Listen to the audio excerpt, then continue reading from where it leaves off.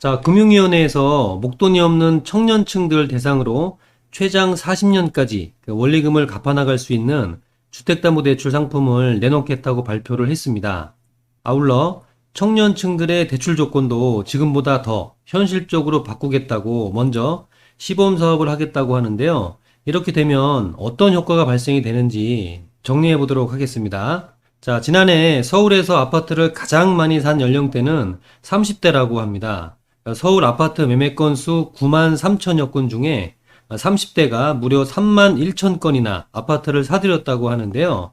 세 채 중에 한 채를 사들였다고 볼 수가 있습니다. 기존의 최대 주택 구매자였던 40대보다 오히려 5천 건이나 많은 건수라고 하는데요. 천정부지로 치솟는 집값과 전세난 때문에 30대가 서둘러서 집을 사들였다는 분석이 나오고 있는데요.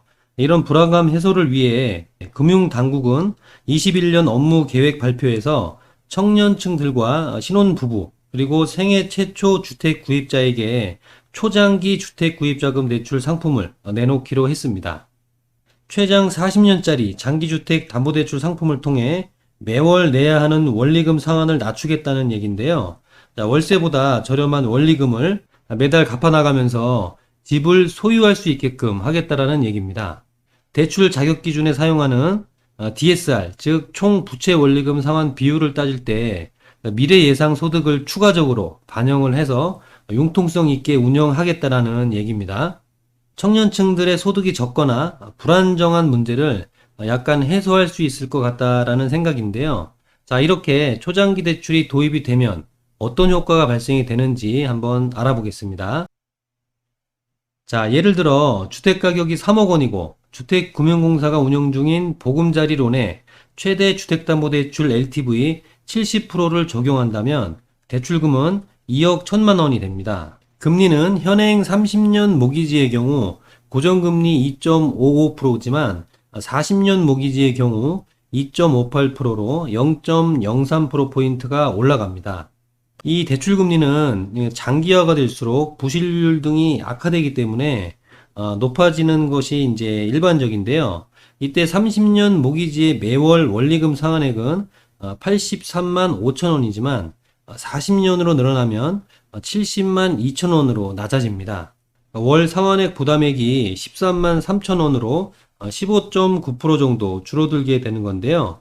모기지 기간이 30년에서 40년으로 10년 늘어나면 총 이자 부담은 전체적으로 5,600만 원가량 늘어나지만 당장 매월 원리금 상환 부담은 줄어들기 때문에 당장 목돈이 없는 청년층들에게는 유리하다는 분석입니다. 제가 볼 때 이런 초장기 정책 모기지는 그 월 부담액을 줄일 수가 있기 때문에 민간 임대 아파트보다는 더 실효성이 있을 것으로 예상이 됩니다. 뭐 일단 집을 소유할 수가 있으니까요. 자, 그리고 이 대출이 시행되면 기존보다 대출 받을 수 있는 금액이 늘어나는데요. 예를 들어서 차주별 DSR 40%가 적용이 되고 모든 금리가 2.5%라는 가정하에 연봉 8천만 원인 신용대출 1억 원의 차주는 30년 모기지에서는 총 4억 1,100만 원을 대출을 받을 수가 있고 40년 모기지에서는 4억 9,200만 원을 대출을 받을 수가 있습니다. 모기지 기간이 10년 확대되면서 대출 금액이 8,100만 원 정도 늘어나는 효과가 발생이 되는 거죠. 주택담보대출을 산정할 때 DSR 말고도 정부에서 정해놓은 지역별 DTI도 고려해야 하는 사항인데요.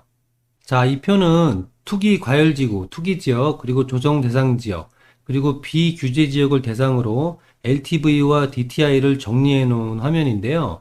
최신 정보로 업데이트를 해놨으니까 보시면 도움이 될 것 같습니다. 자, 이 화면은 제가 이제 직접 DTI 계산기로 30년짜리 대출과 40년짜리 대출을 한번 계산을 해봤는데요. 자, 여기 보시면, 자, 대출 기간에 이제 30년으로 이제 적용을 하고요. 산출 DTI가 이제 일반 DTI 42.87%가 나오는데, 반면에 40년으로 잡게 되면, 대출 기간 40년으로 적용을 하고, 일반 DTI가 이제 36.41%로 낮아지기 때문에, 아무래도 DTI 산출 범위가 조금 더 용이해질 수가 있는 겁니다. 이렇게 되면 DTI가 40%를 초과해서 대출을 못 받거나 대출 금액이 줄어드는 부분을 어느 정도 DTI를 올려주는 효과가 발생이 되는 거죠. 자, 이 초장기 40년짜리 주택담보대출이 장밋빛 전망만 있는 것은 아닌데요. 일각에서는 우려의 목소리도 들립니다. 미래에 대한 소득 부분을 어떻게 추정을 할 것이냐라는 부분은 중요한 이슈입니다. 과소평가될 수도 있는 부분이고 반대로 과대평가될 수도 있는 부분인데요.